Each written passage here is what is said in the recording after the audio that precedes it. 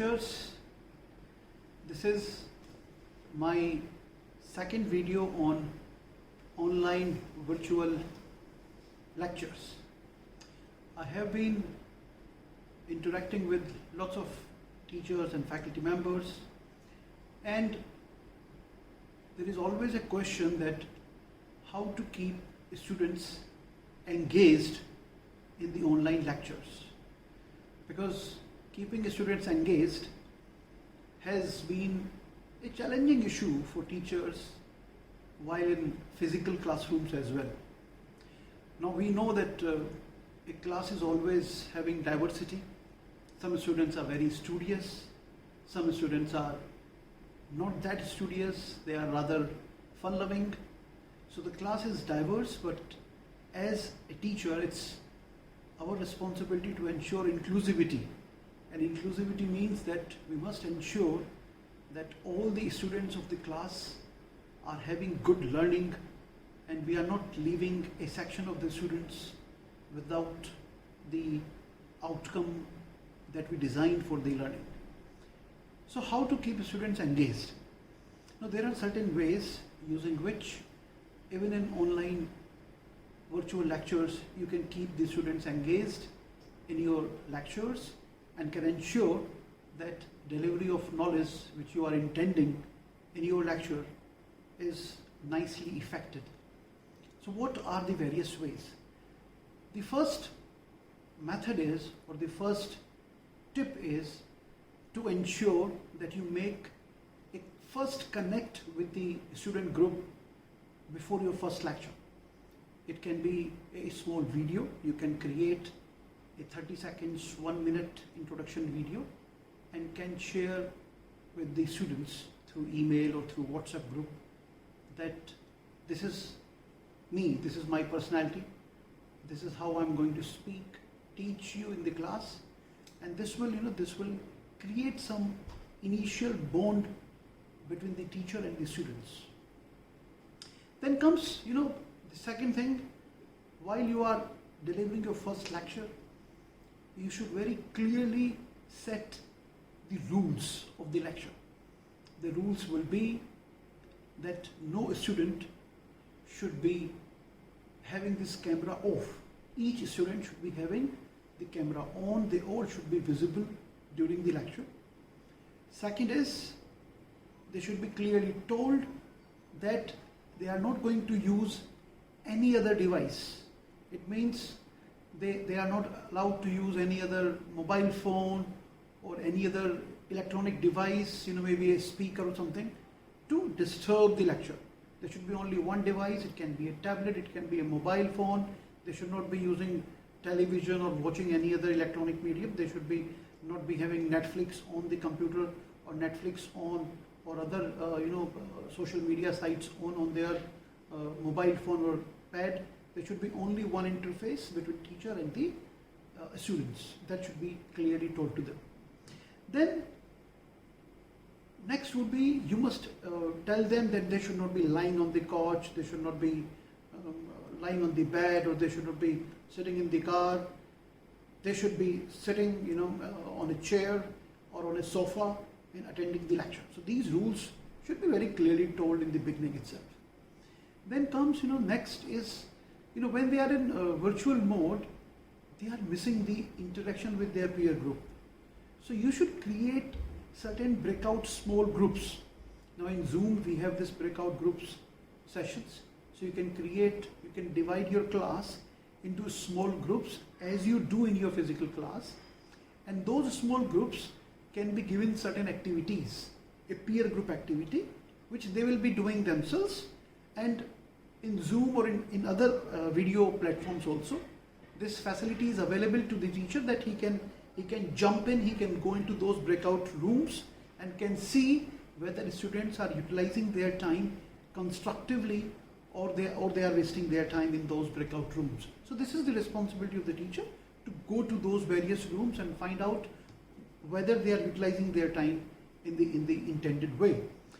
You should encourage sharing between the students. This is very essential in team building activities, in team groups, in peer group activities, that information should be shared within the peer group. There should not be I would say, a screen between the students that they are not sharing what they are doing. It's a group activity, and everybody is supposed to contribute to that group activity. So there should be more opportunities to share information with each other.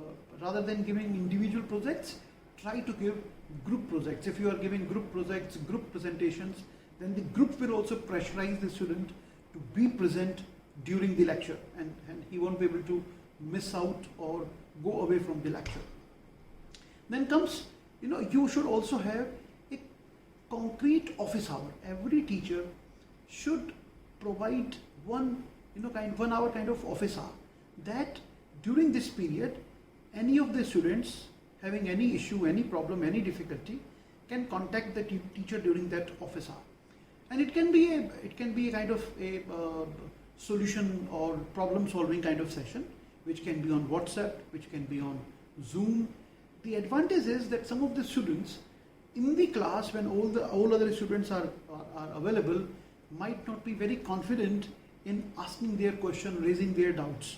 So if they have an alternate platform available, alternate time available, then they would be solving their doubts, and in the next lecture, then they will be very actively participating in the lecture. So have some office hour kind of situation where students can approach you and you can solve their doubts on virtual platform itself. Then another interesting part is, now there are lots of softwares available where you can use gamification, where you can use AR, VR techniques, augmented reality, virtual reality. You can use simulation techniques. So many softwares are available, so many platforms are freely available to faculty members, to teachers. So you should try to find out, can you make some good use of gamification technique? Can you make some good use of AR, VR simulation tools in your lectures, in your teaching? Because if that happens, then again, the excitement will be more on the part of students, and they will be more involved, engaged in the class, looking forward to such activities. So you should try to use these new age tools in your teaching. Then comes another important tip, which is regarding communicating with students in different formats. Like, you should email, you should be in touch with them on email, you should be in touch with the students on WhatsApp group, you should be in touch with them on Zoom platform. You can be having a social media platform or social media group. There can be a Facebook group of students for your subject or for your class. So if there are various modes available, several platforms available, then it becomes easy to keep a track on the students and to monitor and to see that they are actively involved in the discussion and the learning is taking place. Another important part is their active participation. Something like flipped classroom, something like active learning opportunities. Like in physical classroom, when teacher is there in the class and he is or she is lecturing the class, then all the students are there, before their eyes. So they can, we all know that old concept of creating a W in the class and ensure that every student is having eye contact with the teacher. But in virtual platform, creating that W in the class becomes difficult. So what we can do, we can create more active opportunities. We can ask questions again and again and again, and ask individual questions. You take the name of student and ask a question and ask him to immediately respond, or just to, like you do in class, you ask a student whether they are learning or not. So create such interaction opportunities, give a small activities, kind of flip classroom that you have learned from your class notes, you have seen your class notes or class PPTs which were shared a day in advance, you have seen them. Now we are going to have the active discussion on those topics and ask certain questions which will tell them, which will bring out the level of understanding of the students. Then comes feedback. Right after the class, you should immediately give the feedback, because it's all virtual. If they are submitting their assignments, if they are submitting their, if they are answering their questions, if you in the lecture you found that 3-4 students are doing extremely good, they were very attentive, they were answering very nicely, immediately on the WhatsApp group, you can praise them, you can give your feedback that I am very happy that student A, B, C, D were very active and answering the questions very promptly, and I encourage or I request the other students also to be more participative in the next class. So something to remain connected with the students, to keep them motivated about your lecture. Then another thing which is more can be more useful, another tip which can be more useful for maybe for school going kids in secondary school, and not so in higher education, but higher education teacher can also use it. That is inviting parents, during the lecture. Maybe you can say that you find that there is any 3-4 students, in the class. You can ask their parents to come and join during the lecture. You can ask that, can I speak with your father, or can I speak with your mother for a minute? What is going to happen? The students will be on their toes. That teacher can call the parents, during the lecture. So they'll be very attentive, and they will be ensuring that they are following all the rules which you have set for the lecture. Then comes keep your class short. There has been discussion where heads have been saying that we should have 90 minutes class or regular 120 minutes kind of lecture for PG classes.